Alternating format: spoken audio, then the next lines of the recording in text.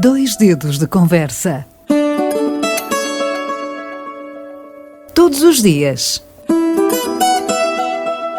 Dois dedos de conversa. Uma rúbrica de João Figueiras e convidados. Na Alvor FM. Portimão aprova plano de mobilidade sustentável até ao final do ano de 2022. Este importante documento estratégico vai estar disponível em breve para consulta pública. Este plano tem, entre vários objetivos, diminuir o uso de transporte individual, promover a inclusão social, a competitividade, a qualidade de vida urbana e a preservação do património histórico existente e defender o ambiente. Mas para nos falarmos um bocadinho mais sobre este plano, convidamos, como é habitual, o arquiteto Ricardo Camacho. Bom dia, Ricardo. Bom dia, João. Bom dia. Finalmente temos um plano de mobilidade sustentável? Ele supostamente já existe, não é? Uhum. Eu acho que aqui a grande questão destes planos é entendermos sempre qual é a dimensão sustentável por trás de um plano de mobilidade, não é? E neste caso em particular, a forma como o plano é comunicado nesta fase é francamente ambiciosa, quase que parece um programa político, não é? Esta ideia que se vai revolucionar o Conselho. No entanto, eu trazia aqui para a discussão hoje 3 pontos que me parecem centrais, aliás, 4 pontos que me parecem centrais naquilo que nos foi dado a conhecer, não é? Portanto, é esta ideia da rota acessível de Portimão, que segundo consta tem sido uma inspiração para toda a Europa desde 2010. Sim. E portanto aqui não sei se estou a ter uma visão muito pessimista, mas o tema da acessibilidade em Portimão é um tema que francamente não passa por planos. Uhum. Ou seja, temos uma cidade em que o desordenamento urbanístico é massivo, portanto é muito difícil entender de que forma é que este plano para a acessibilidade tem funcionado em Portimão durante os últimos 12 anos. Esta questão levanta um tema central, que é esta ideia da monitorização dos planos, ou seja, cada vez que apresentamos um novo plano, que contas prestamos acerca do plano que largamos, para de alguma maneira entendermos se realmente estamos a caminhar numa direção construtiva. Depois há um segundo tema, que é realmente aquele tema que nós temos sempre aqui falado e que está na ordem do dia, que são os ODS, os Objetivos de Desenvolvimento Sustentável. O plano pressupõe-se cumprir com esses ODS.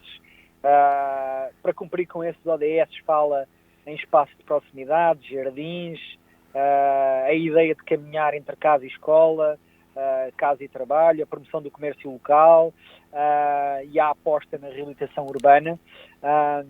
Não sei de que forma realmente o executivo político e, por outro lado, aquilo que tem sido... O grande slogan é cidade, ginásio ao ar livre. Exatamente.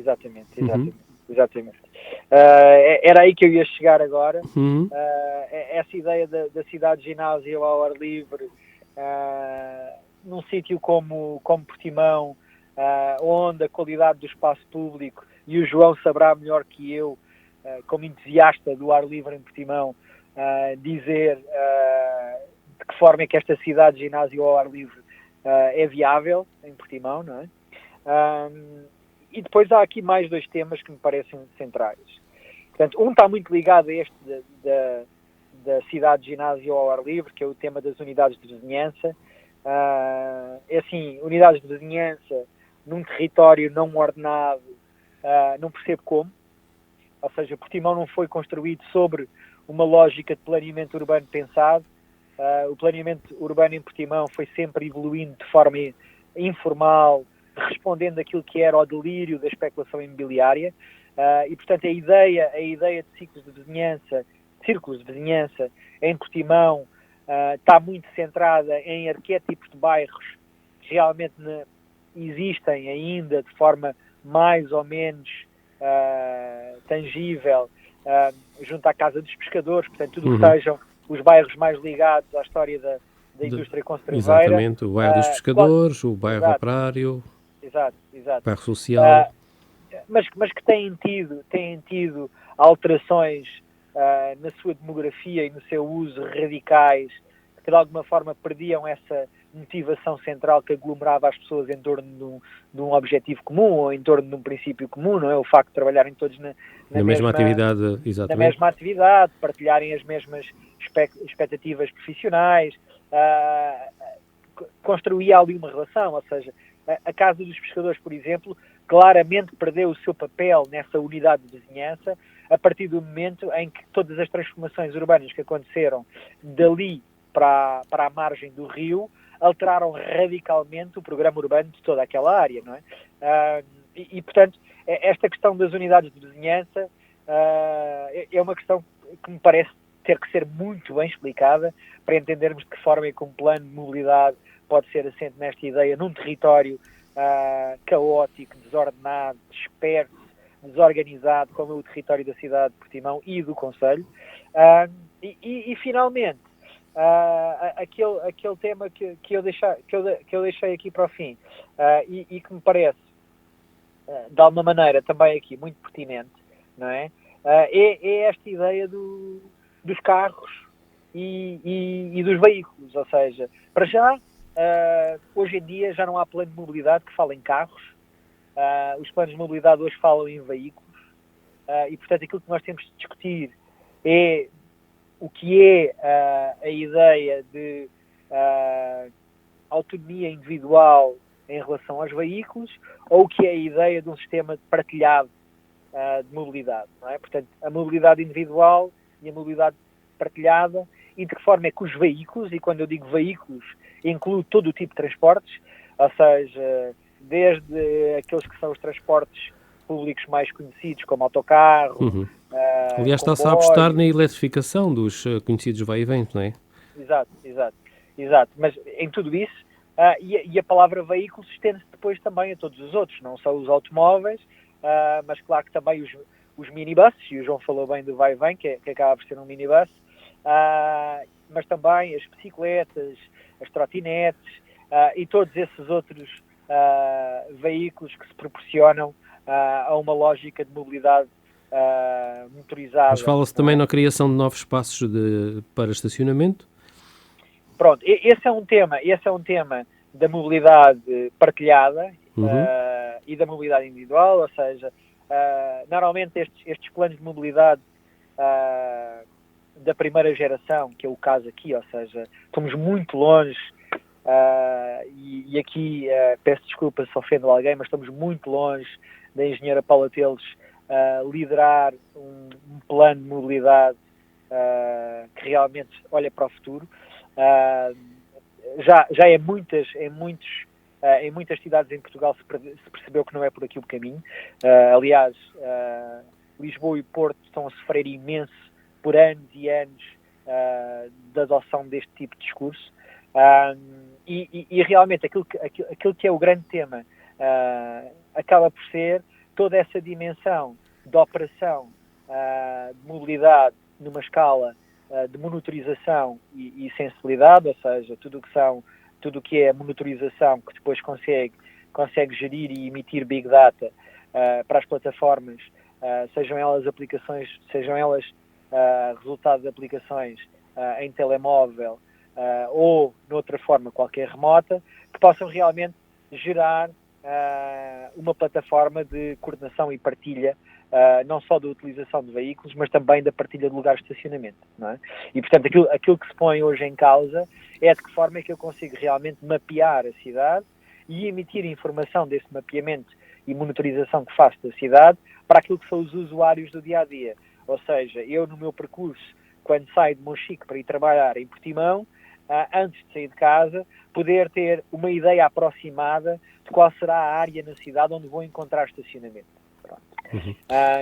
E esse tipo de informação poder, de alguma maneira, controlar e induzir aquilo que é o tráfego de veículos na cidade. Claro. Ou seja, a partir do momento em que eu envio todas as pessoas para o mesmo sítio, claro que começa a ter problemas. Portanto, é neste sentido que eu acredito que os planos de mobilidade têm que trabalhar.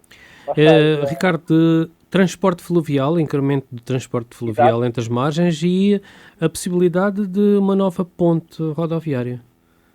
Pronto, esse tema da ponte rodoviária é mais um tema onde se continua a insistir nesta ideia de carro e não de veículo, não é?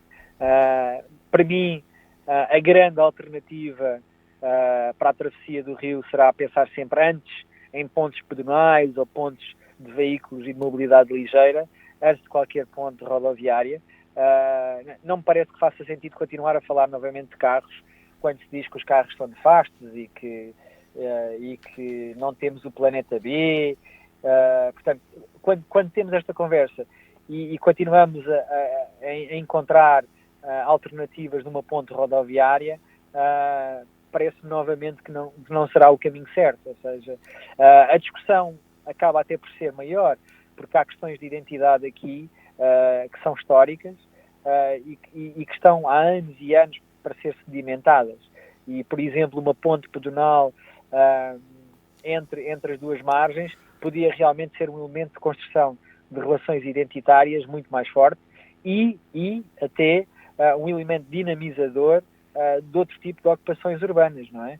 Por exemplo, a ligação entre a Mexilhoeira da Carregação e qualquer outro espaço deste lado pode proporcionar impactos incríveis, assim como a questão do interface ferroviário, ou seja, esta ideia de que há uma estação de comboios para Charles-Ferragudo e que há uma estação de comboios de Portimão, poderia realmente encontrar um ponto comum, uma vez que a linha de comboio está a ser eletrificada e a eletrificação da linha acaba por apenas ganhar em consumo energético, porque na linha que vai de Tunes para Lagos, a redução em termos de tempo de viagem não vai ser significativa por causa do número de estações. Ou seja, a ideia de tentar usar um plano de mobilidade que consiga suportar ideias como uma estação comum, por exemplo, de comboio entre Portimão, Parchal e Ferragudo, que possa também ser um interface de transporte fluvial,